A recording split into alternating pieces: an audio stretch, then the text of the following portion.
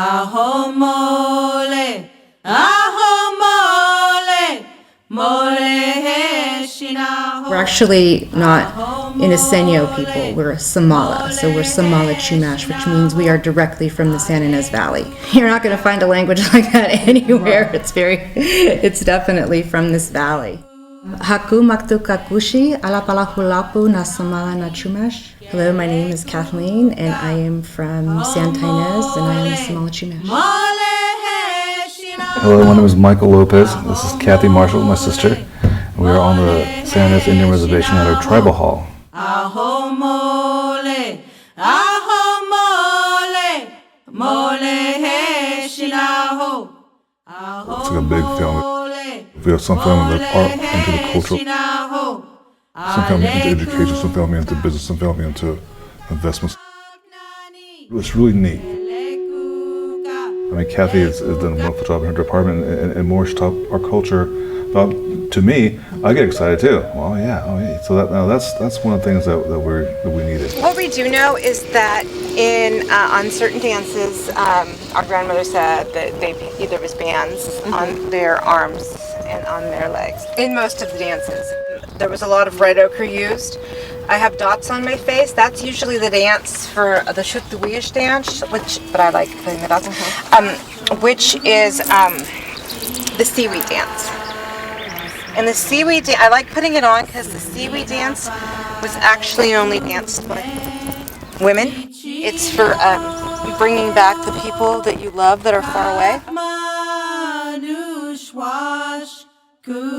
There was a woman from the village of Kalawashak who also had the power to sing the seaweed song and bring the loved ones back. We know where we come from. We come from the village of Kalawashak. Our family does. We also come from the village of Soktanokmu, which is up Figure Mountain.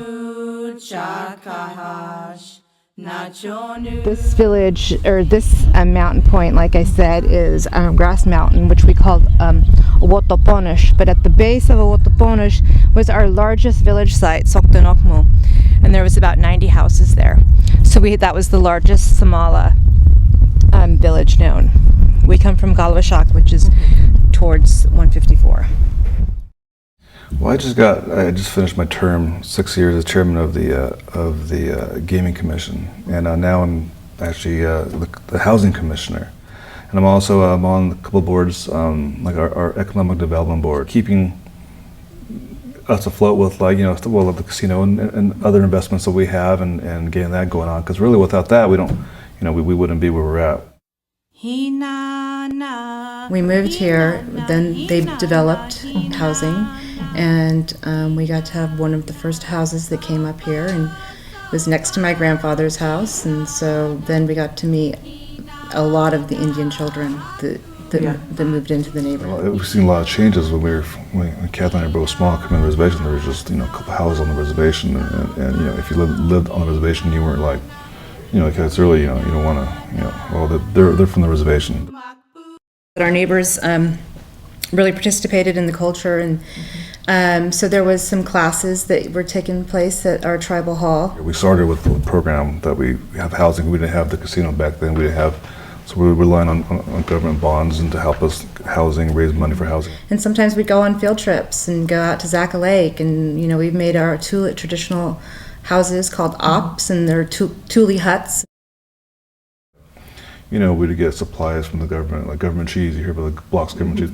That cheese was actually really good. I didn't like it. But we'd get stuff like that, like hand downs, from the government, the local community too. If they shot some deer at someone's field, 15 deer, we'd just say, give it to the reservation. They'll take it. And we did. We're kind of frowned upon way back then, I think.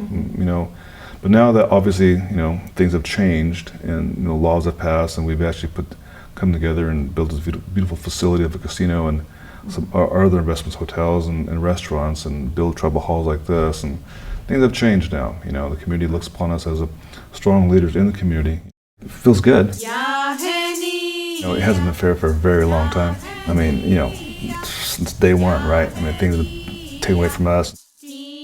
The language was stolen from us, taken away by many ways, by sending the kids to boarding schools, and they weren't allowed to speak the language. Even our people saying, don't speak your language anymore because you'll be looked down upon. You know, I remember my mom saying that her mom said, you know, tell people that you're Mexican. And Maria Solares is, let's see, our great-great-great-great-grandmother. And she worked with J.P. Harrington to save the language. Her paper sat there for years and years and years without any Somali Chumash person ever looking or seeing them. She is definitely the person that not only our family, but most of the tribe is related to. It's not just about saving the language, she saved stories. And she saved traditions, and she saved the names of village sites. Mashtimolokinash ishak. Ishko machichi. Shish ichichich. Ma'aluyan kachelek. Makitse kakak.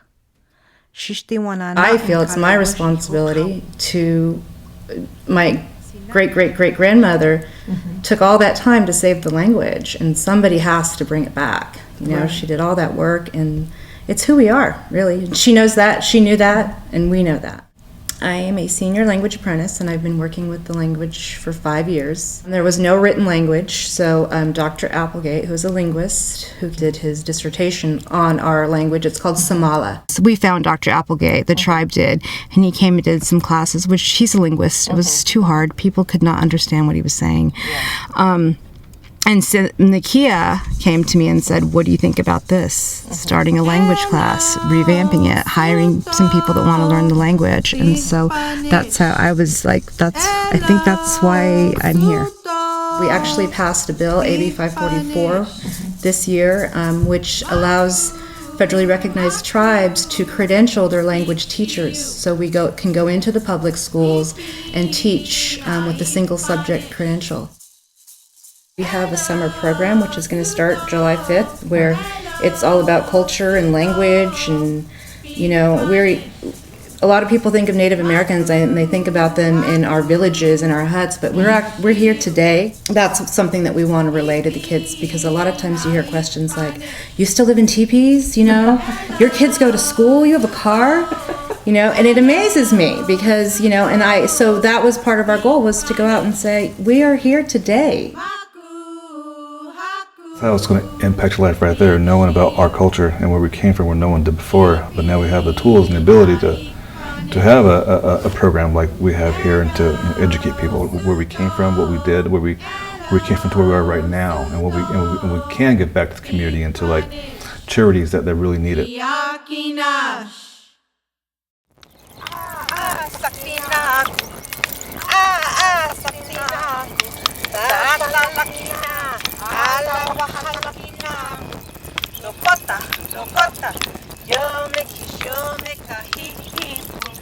This is a river otter. We used to have river otters through here. Can I touch that? Yes. And thank you for asking, because a lot of people just come up and touch it. We prefer not. This is shoaksh. This is actually down from the hawk that I have. So the hawk that's on my back, this is the down. And we actually use this for a lot of ceremony. We use this as an offering as well in a lot of the ceremonies that we do. This is what we call regalia. It's not a costume. What we wear when we dance in ceremonies, and we make all of our stuff. And when we wear our regalia, we really feel like we're bringing the animals back to life. The birds that we find on the side of the road, this is where I get my feathers. There is a ceremony done for those birds, and we bring them back to life when we're dancing. A lot of our new dances and our regalia is also coming from what our grandmother Maria Solares left us in the notes.